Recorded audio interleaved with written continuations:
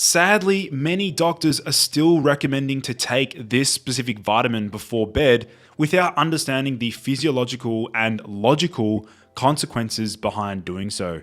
So for those of you who are brand new to my channel, my name is Lucas, the founder of Boost Your Biology.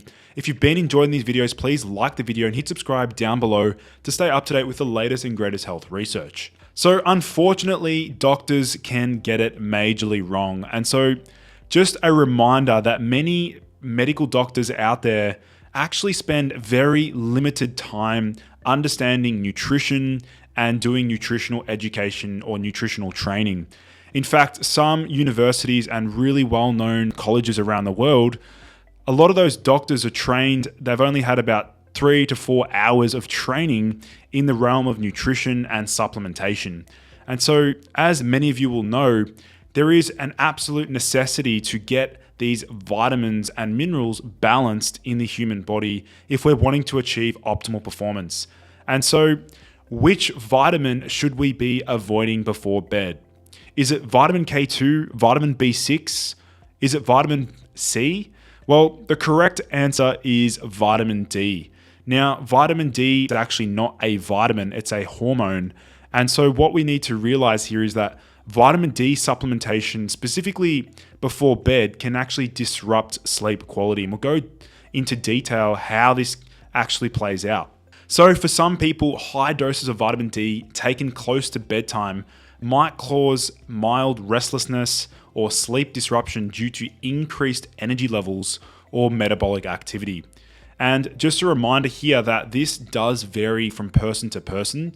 And I'd love to get your thoughts and feedback on this specific topic.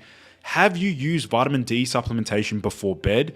And if so, what has your experience been like? Or are you someone that uses vitamin D in the morning with food?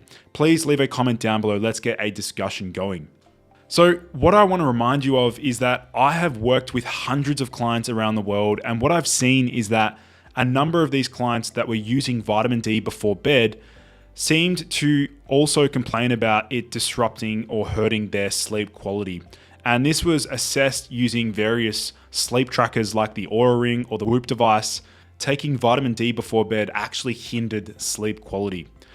So why is vitamin D bad to take before bed? Well, the scientific reasoning is pretty clear. Vitamin D is inversely associated with melatonin. So actually, vitamin D opposes melatonin. Now, melatonin is the master sleep hormone, and taking vitamin D in the morning will signal to your body that it's the start of the day and can signal melatonin secretion later in the evening.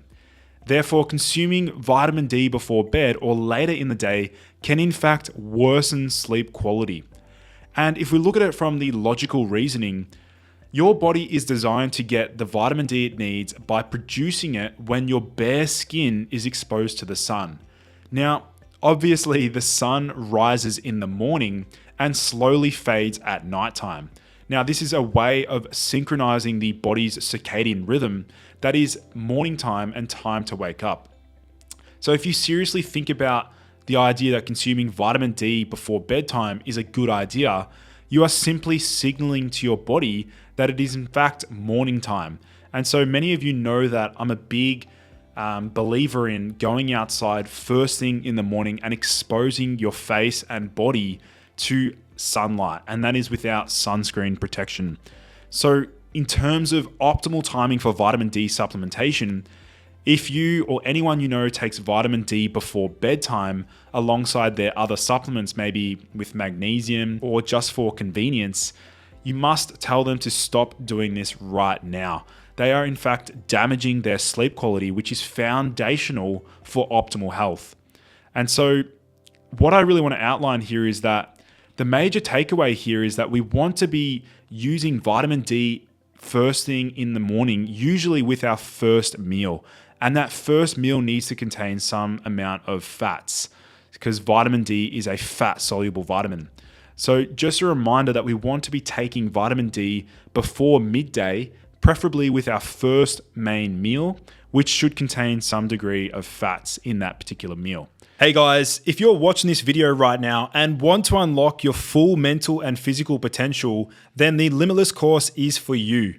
Unlock my best biohacks for energy, motivation, and testosterone optimization so that you can conquer your goals with ease and crush every day with confidence.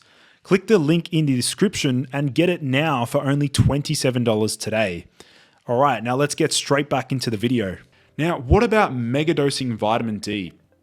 Well, this study here was titled Efficacy of High-Dose Vitamin D Supplements for Elite Athletes.